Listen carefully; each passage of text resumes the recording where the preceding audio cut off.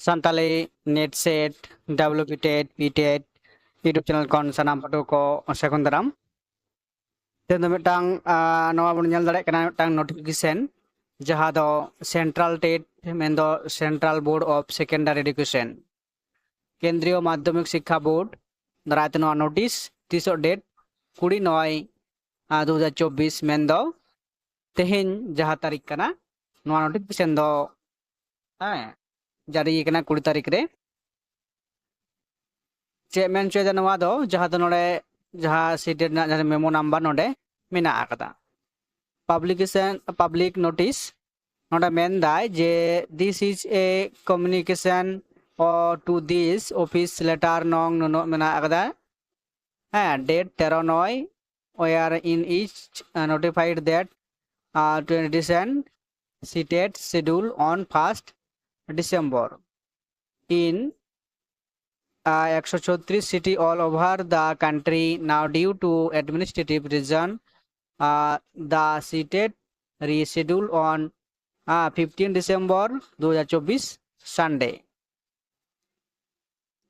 In case number of candidates is more on any city, the exam may also be conducted on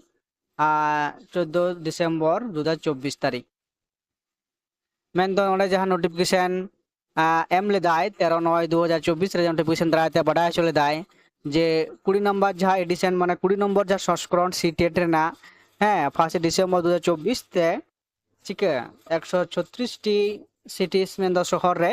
all over जा भारत पूरा भारतवर्ष रे administrative कारण दो बोलते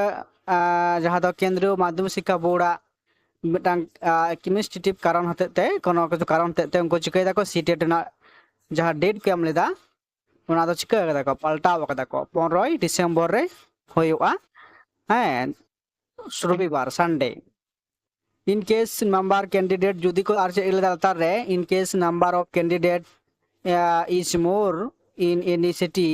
the exam may also be conduct on 15 December man 14 तारीख रे जहां कथा लेदा जदी कैंडिडेट जदी को बेसी आ एडे खान 14 तारीख रे हो किंतु उनका मिटांग 14 तारीख रे किंतु ओना चिकया माने परीक्षा होई हताव दाड़े तो ना कथा मेन कदा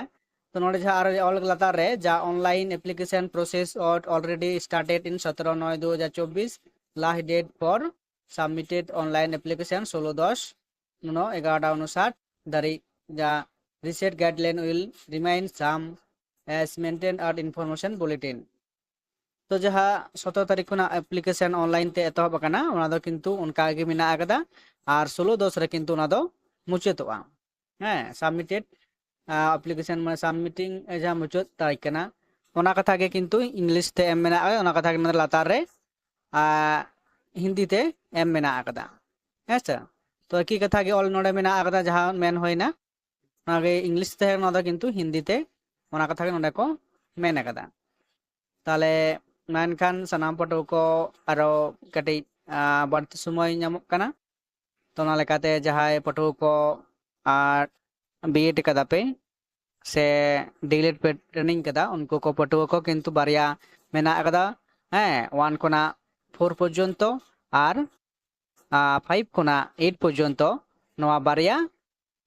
येरना परीक्षा होयो कदा सीटेट केंद्रीय माध्यमिक शिक्षा बोर्ड नवा बीएड हतावदा बছর বছর नवा दो केंद्रीय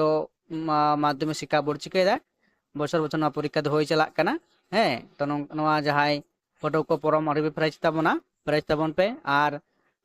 परीक्षा लगिते सत सपड़ा ताबन पे मानकान तेना गालमा नोडा गिन मुचाद दा नवा गे गालमा तना सताम थाय कना